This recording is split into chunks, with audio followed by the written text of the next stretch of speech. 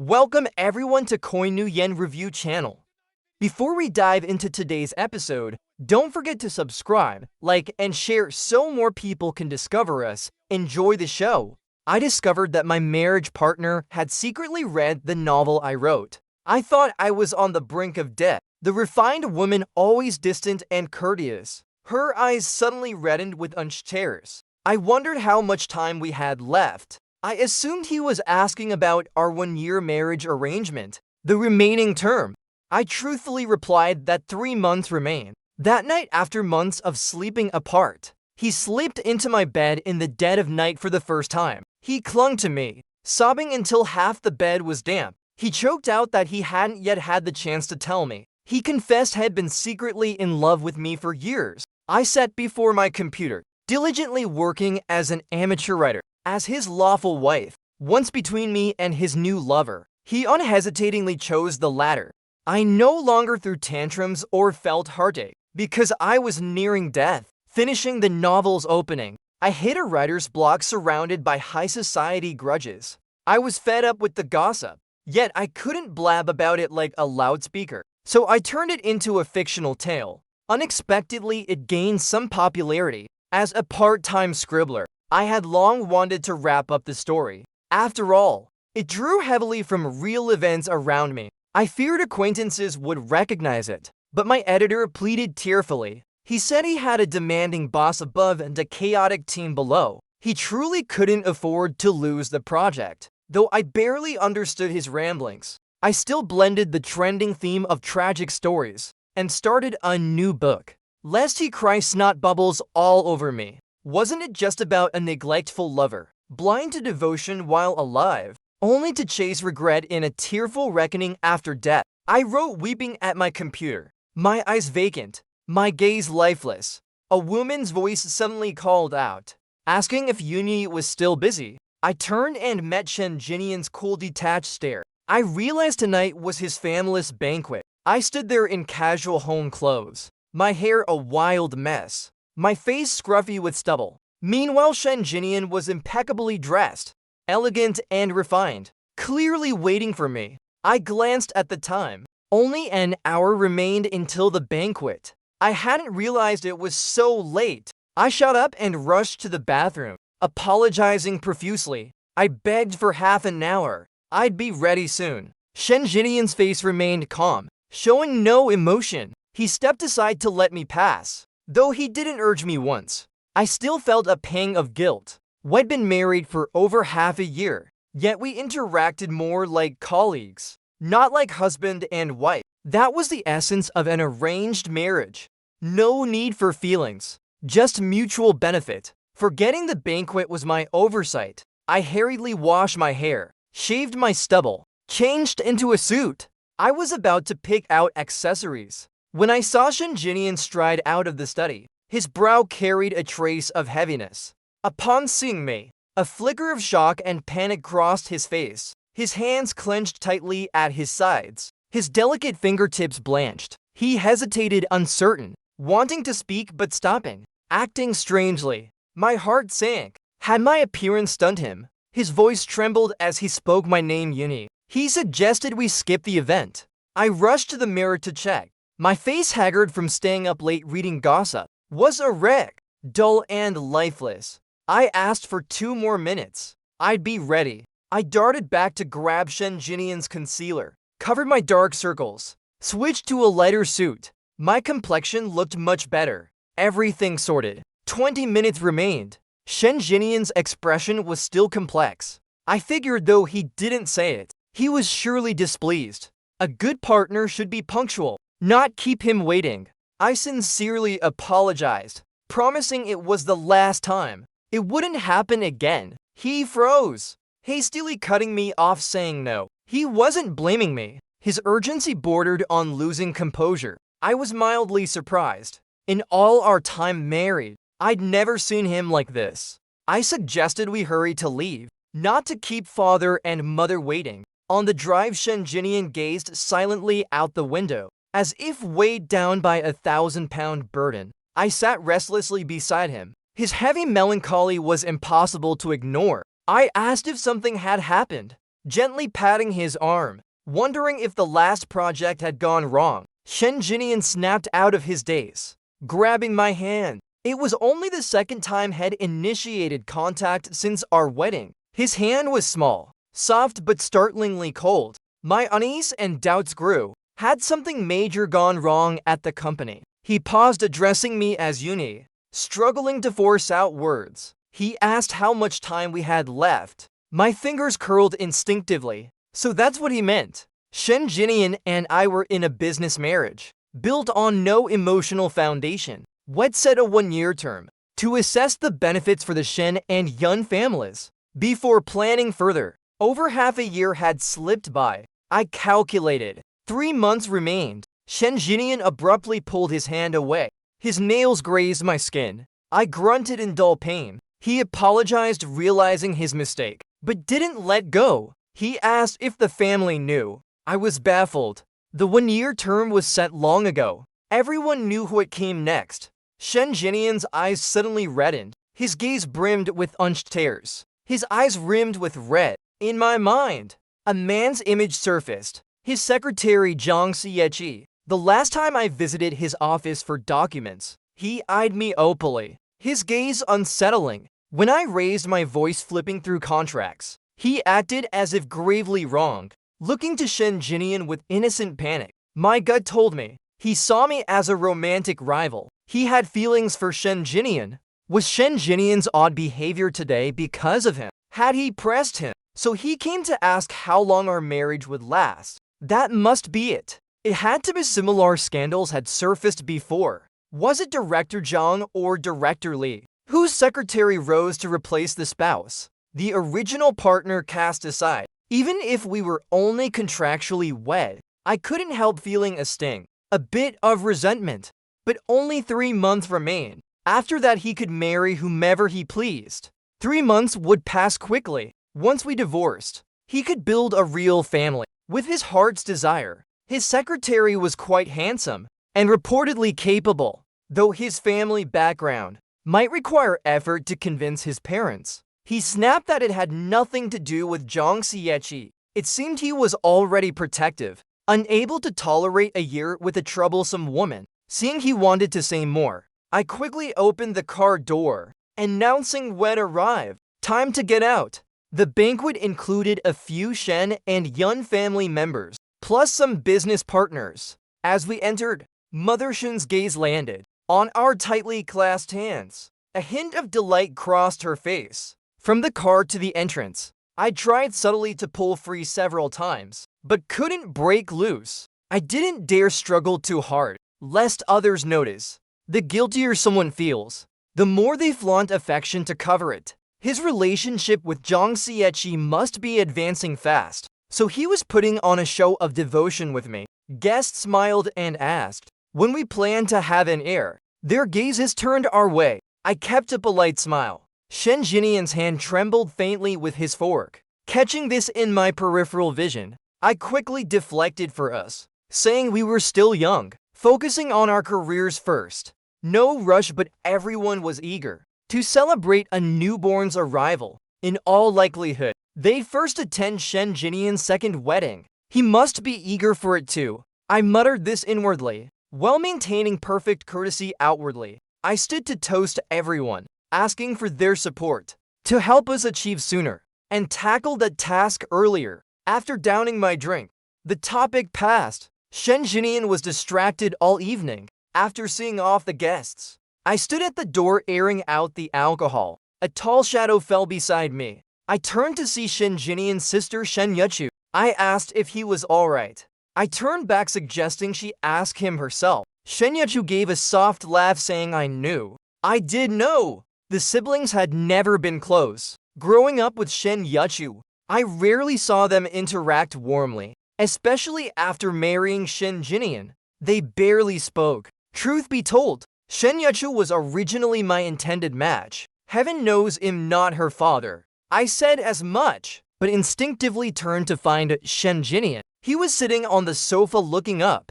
Our eyes met. Then he glanced at Shen Yuchu. The emotion in his gaze reminded me of childhood, when Mother Shen birthed Shen Yuchu. A difficult labor nearly cost her life. The family business faced an unprecedented crisis. Everyone deemed Shen Yechu unlucky, a harbinger of misfortune. Shen Jinian was different. His birth brought universal love. Though young, I hated such unfairness. I couldn't stand seeing Shen Yechu play alone, so I often sought her out, favoring only her. Shen Jinian longed to join, but my fierce glares and cold demeanor pushed him away. Head hide in corners, quietly watching Shen Yechu and me play happily, tears falling silently. When I caught him, head mask his hurt with a stubborn, indifferent expression. His resentment mirrored this moment. Seeing him rise and approach, Shen Yechu said lightly that she'd leave. Shen Jinian stood before me, glancing at Shen Yechu's retreating figure,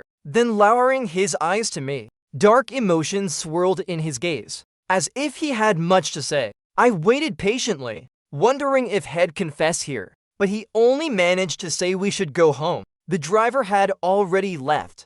Driving back to the city, Shen Jinian gripped the wheel silently. Only in the garage did he speak. He swore he had no relationship with Zhang Xieqi, nor any other man. From start to finish, I was the only one. Half asleep, I snapped awake. So between love and career, had chosen career. Strictly speaking, I wasn't even that to Shen Jinian. We were just partners. Shen Jinian opened his mouth, his voice soft. He just didn't want. A strange pause followed. He took several deep breaths before continuing. He didn't want us to end with misunderstandings.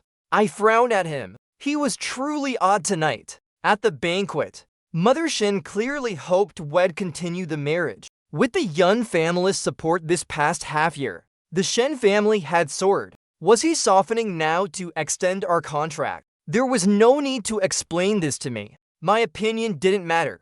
I didn't care. Dream on his two-faced charm didn't fool me. I tolerate no flirtatious man. In 3 months, I'd move on. I knew some excellent doctors. He suggested we see them. As he spoke, he reached out, seeming to want to touch my cheek. Noticing my obvious dodge, his hand hung awkwardly in the air. He shifted to unbuckle my seatbelt instead. I agreed. I wondered if she was scheming to conceive a child with me, hoping to bind me with a baby. Her tactics felt vile and low. I struggled to suppress the surging anger within me. Gritting my teeth, I told her it wasn't necessary, then swiftly got out of the car and returned to my room. I didn't want to spare Shen Jinian or me another glance. We each had our own rooms, never intruding on each other's space.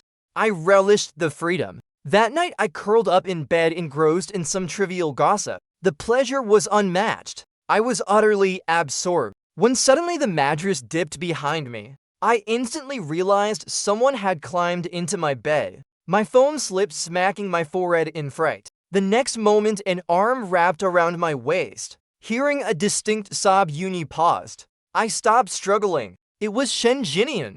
Shen Jinian was crying. He clung tightly to my waist, his face buried in the crook of my neck. My collarbone grew damp with his tears. Not just silent weeping, but sobbing so hard he hiccuped. His tears soaked my pajamas and the bedsheet. In all my years, I'd never witnessed such a scene, and I was stunned. Frozen in shock, I didn't know where to place my hands. He said, Uni, I know you've always had my sister in your heart. I admitted this marriage was something I stole. I questioned what this had to do with Shen Yechu. He confessed had been secretly in love with me for over a decade. From the first moment he saw me as a child, he wanted me to be his husband, and I tilted my head, catching the rich scent of alcohol on his breath. He hadn't drunk at the banquet, and we kept no wine in the house. One exclaimed in alarm, Shen Jinian. I asked if he'd drunk that bottle of fine wine. That bottle was my father's prized possession, cherished for years.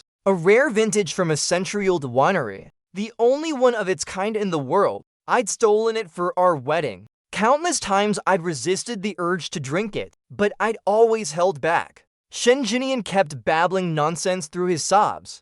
I couldn't bear to hear another word. Fuming, I pushed him away. I stormed to his room. Sure enough, two empty wine bottles lay on the carpet by his bed. One was the Remy Martin I'd also pilfered. I picked it up and shook it. Not a drop remained. I cursed. Was this how he showed his so-called love for me? Loving me by drinking my treasured wine. Shen Jinian leaned against the doorframe, his shirt unbuttoned revealing a swath of skin, his hair slightly disheveled, draped over his shoulders. His wet lashes exuded a fragile, broken vulnerability. He rubbed his eyes calling my name Uni. He said his head ached, and his heart ached too. Down to bottles in one go. I snapped that he deserved the pain. I refused to deal with this mad woman any longer. Clutching my chest, I planned to rush and drink the last hidden bottle before it was too late. Seeing me head out, he straightened trying to stop me, but his unsteady frame swayed and collapsed onto me. He fell. I wasn't prepared. Thankfully, the carpet was thick. He lay atop me showing no intention of getting up. A drunk person weighs heavily, and he was relentless. I couldn't push him off. Shen Jinian in his drunken state was like this. I wasn't surprised. This was the Shen Jinian I knew. As kids when I built blocks with Shen Yuchu, had come over with a puzzle, eagerly inviting me to play. After I rebuffed him, he'd choke up instantly. When I took Shen Yuchu to the zoo, I didn't bring him. He followed with a driver but stayed at a distance, watching us take photos and share snacks. He stood too long by the iron fence and got yanked by a monkey crying. I was taller than Shen Yuchu. At banquets, I'd fetch the desserts he couldn't reach. Shen Jinian, holding a small plate, trailed cautiously behind us. I was annoyed. I grabbed a pine nut cake to shoo him away. He hesitated, then ate it without hesitation. His face visibly swelled. Tears streamed from his swollen eyes.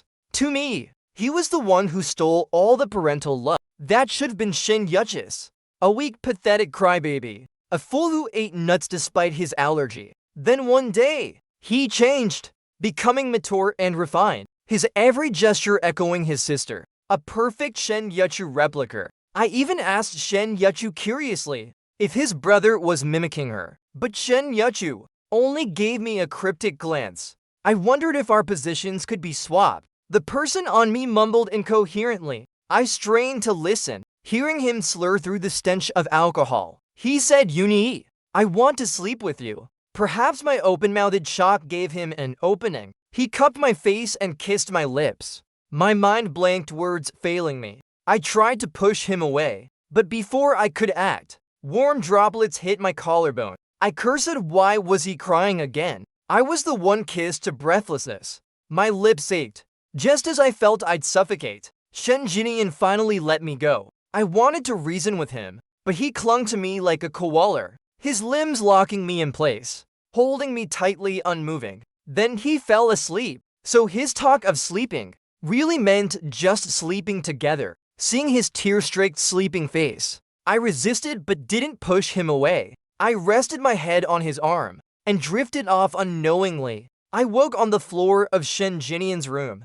a blanket draped over me. He was no longer there, stiff from lying in one position too long. My muscles ached as if crushed. Heading to my room for more rest, I spotted Sister Lin, our housekeeper, pacing outside with a sly grin. Seeing my haggard, waist-clutching state, she beamed with delight. She announced that Second Miss instructed me to eat breakfast before resting. I waved her off, wanting to return to my room, but seeing her troubled look, I sighed and went downstairs. My family was wealthy, but my parents taught me not to be wasteful. So, seeing the lavish, nourishing breakfast spread, I was dumbfounded. Shen Jinian, was he trying to brew some elixir in my stomach? Sister Lin gave an ambiguous smile. She said I must be exhausted from last night and needed nourishment. I caught the hint of misunderstanding. I set down my spoon. Sister Lin, I thought there was no need to explain, but I held my tongue.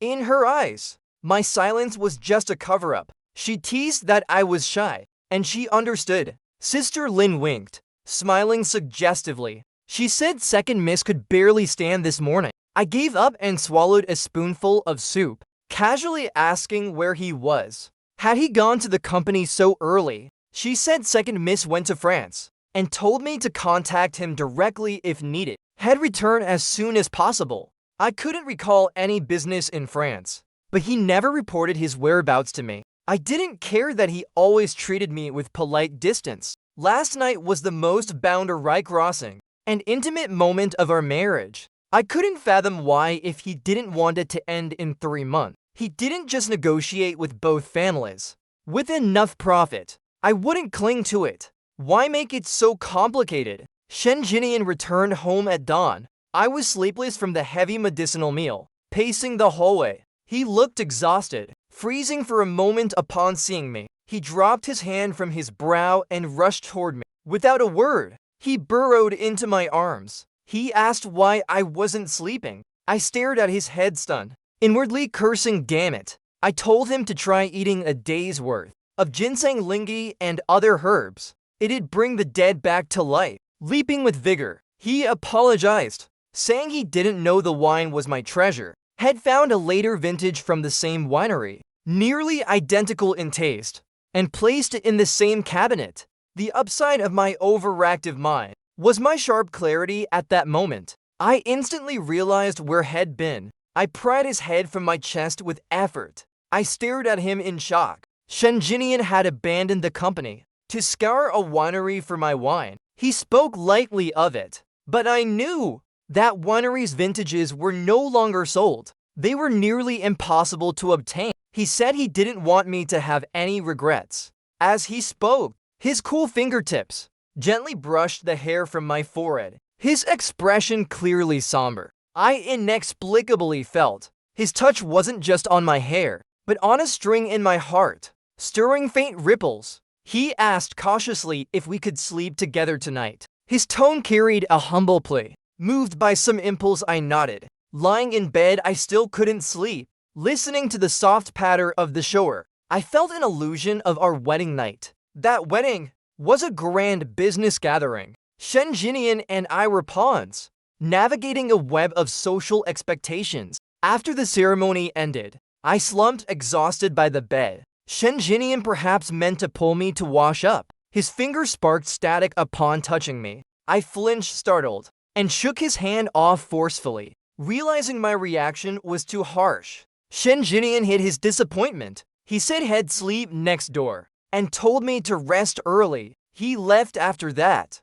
Since that day, Wed had no physical contact until now. As Shen Jinian slipped into bed, he eagerly wrapped himself around me. I pushed him away firmly. I asked if he wasn't exhausted from yesterday morning. I'd rested all day, and my back still ached. Seeing him about to apologize, I cut in first. We were already in the same bed. I wouldn't run. I told him to sleep, but I conceded again, fumbling to hold his hand. Only a few hours remained to sleep. I urged him not to fuss. He finally quieted. Our loosely held hands became tightly clasped fingers. After a while, still unsatisfied, he brought his other hand over, gripping both my palm and back tightly. His hold was so firm, even a god couldn't break free. I still couldn't sleep. His breathing beside me was soft and shallow. I felt an odd sense of sharing a bed with a woman, and it felt surprisingly grounding.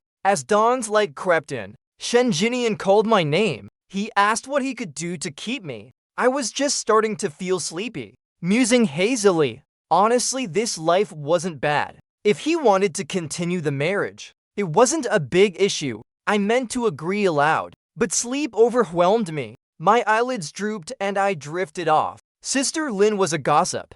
Within 2 days, news of Shen Jinian and my warming relationship reached both families' ears. Embellished beyond recognition, it became tales of us striving to produce an heir, so exhausted by dawn we could barely walk. Seeing the pile of tonics delivered, I was speechless. Shen Jinian didn't seem troubled, but rather looked melancholic. He suddenly mentioned we hadn't had a honeymoon, eating breakfast.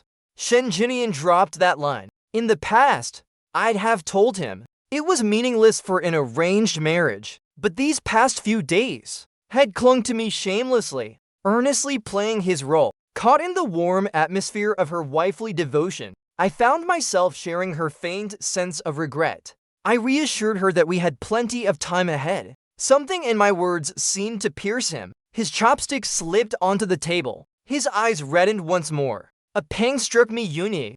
A sudden call from Zhang Xiechi interrupted his words. I glanced at the screen. It was him. I'd almost forgotten that man. The fleeting warmth between us vanished instantly. Though Shen Jinian insisted repeatedly, he had no relationship with him beyond work. This call outside office hours still left me irritated. Shen Jinian shot me a quick glance. His slender fingers tapped to answer. Before the other side could speak, he curtly said we'd talk at the office, then hung up abruptly. He casually set the phone aside. His acting was painfully unconvincing. I saw through the panic he tried to mask with nonchalance. The seafood porridge in my mouth lost all flavor. I rose listlessly. I said I was full and would head to the office. He could take his time. As I shut the car door, Shen Jinian chased after me, squeezing into the back seat, startling the driver Kong, who kept sneaking glances through the rearview mirror. It wasn't the first time Shen Jinian and I went to the office together, but before we sat at opposite ends, separated by a vast gulf. Today Shen Jinian pressed close to my side. He recalled how I'd longed to visit that island in high school. I said that was back in high school. I'd been there countless times since, and had no interest now. He asked about skiing or soaking in hot springs. After my triple rejection, he fell into a brief silence. Then, I heard his solemn earnest vow. No matter where I went, he would follow me. My brow twitched. I instinctively glanced at the driver. His relaxed shoulders stiffened. Sitting upright, eyes fixed ahead. The car slowed as he savored the gossip. I decisively raised the partition, lowering my voice. I snapped at him for his reckless words. He declared I was his legally wedded husband. We'd kissed and slept together, making him my husband.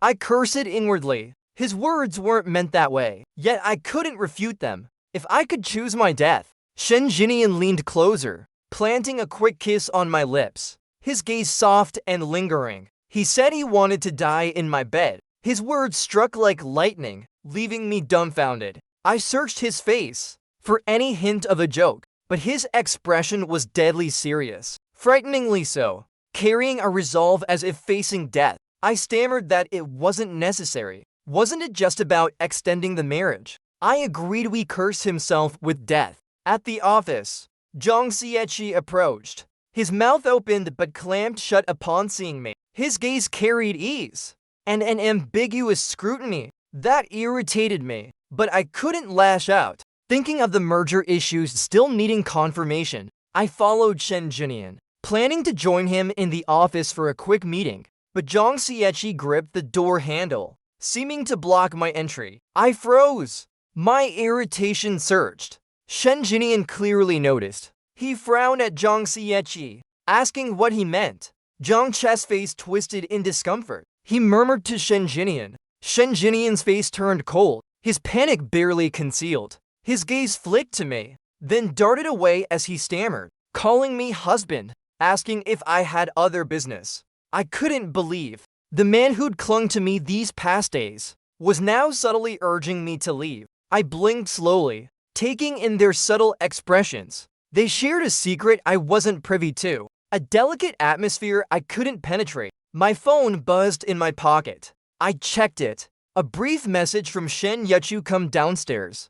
As I looked up, I'd buried all my tangled emotions. I told Shen Jinian to let me know when he was done for a meeting, and to mind his address in the office. Shen Yechu's car waited at the entrance. I opened the door. His red-haired assistant greeted me first. Shen Yechu had handled shady business early on, keeping a crew under him. Now, only this red-haired guy remained. I took the stack of documents he handed me, flipping through them roughly. I frowned and snapped. Were Shen Jinian's recent decisions made with his feet? Handing back the files, I sighed. Had been acting soulless and strange lately. I asked if he knew any spiritual masters to cleanse him. I teased why he was so kind. Shouldn't he relish Shen Jinian's mistakes? Shen Yechu chuckled dryly, saying it wasn't that serious. He was mainly warning me, if I didn't want to continue, to pull out before losses mounted. Had helped me.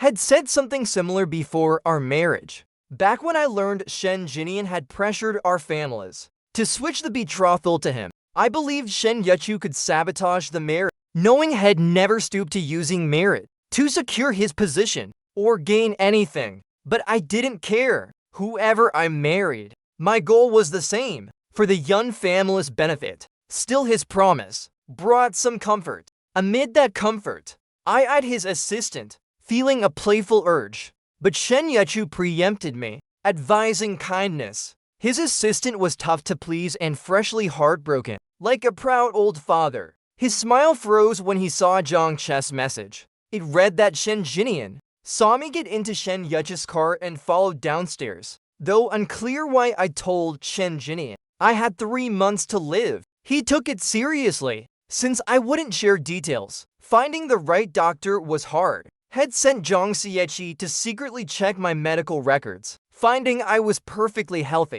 The 3-month lifespan was a joke. Zhang Xieqi urged me to tell Shen Jinian, or do it myself. He added, he was just a worker treading carefully, with no ulterior motives. Shen Jinian promised to double his salary if he helped win me over. I guessed what was happening. My expression was as if I'd seen a ghost. I stiffly lifted my eyes from the phone, about to show Shen Yechu the message, when the car door was yanked open. Shen Jinian, one hand on the door, leaned in and grabbed my hand. He looked frantic, desperate to pull me out. Shen Yechu frowned, mildly annoyed, asking why he was so rushed. Would she eat me? He declared he could give up the entire Shen family. But Yuni was his husband, asking her not to steal me. He asked if she knew. His expression turned anguished. If she knew I was dying. His tearful shout silenced the car. The red-haired assistant gaped in disbelief.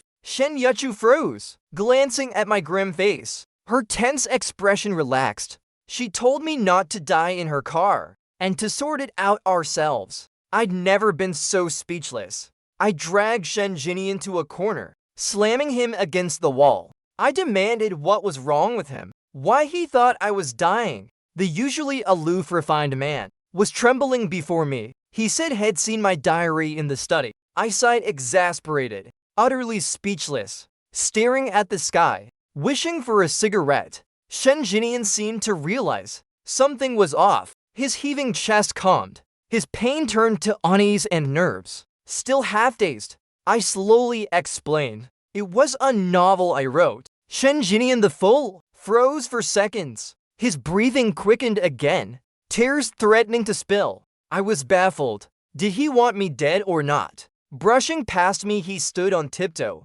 with a reckless, desperate air. He kissed me fiercely, holding my face. I couldn't escape. I endured, my brain starved of oxygen, thinking how lucky we were in a secluded spot, or the whole company would have heard. He asked if he was dreaming, urging me to hit him. Seeing me unmoving, he guided my hand to his waist. He seemed to confirm it was real. His expression eased. Scalding tears fell on my fingertips. He kissed my face repeatedly, saying he feared losing me, counting down every day, sleepless with dread, regretting every day why I had kept his distance, passively waiting for me to let go of his sister, never daring to act, had even prepared to follow me in death. My heart clenched. His burning tears and blazing love seeped into my skin and blood. No one could resist such raw devotion. My eyes welled up. I raised my hand, gently patting his back, softening my voice. I said I didn't love Shen Yechu. We were like siblings. I didn't know where my younger self found such fierce brotherly care, protecting Shen Yechu like a mother hen. But I knew my care for Shen Yechu was entirely different from the stirring I felt for Shen Jinian. I'd prepared to sacrifice love for family, never expecting love to grow from our daily life, or that someone would wait for me, unwavering for a decade. Though it came late, we had to clean up his mess first. His 2 days of gloom nearly tanked the company. The company's crisis was soon resolved. I messaged Shen Yechu to apologize. Her reply was brief: the air depends on you. My face flushed with embarrassment. Shen Jinian emerged from the bathroom in a towel, damp with steam, his graceful form fully revealed. I quickly set my phone aside, pulling up the blanket to sleep.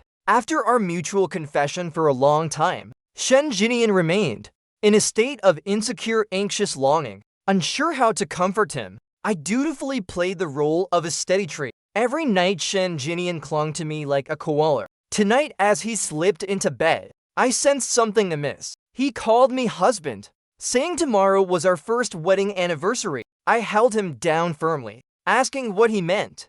Shen Jinian nuzzled my shoulder. He wanted to give me his first time before our anniversary. As he spoke, I caught the faint scent of his body wash. He handed me a bowl of herbal tonic, his face shy, saying Sister Lin claimed it was nourishing. I suspected he truly wanted to die in my bed. On our anniversary, both families tacitly didn't summon us for further plans. We gave Sister Lin the day off, leaving just Shen Jinian and me in the house. Wanting a grand public celebration was a performance for others, but now just the two of us, sharing small dishes and wine felt like true life. I opened the bottle Shen Jinian brought back. Every drop of wine couldn't revert to grapes. We couldn't return to youth, but though a few years late, the taste was still exquisite.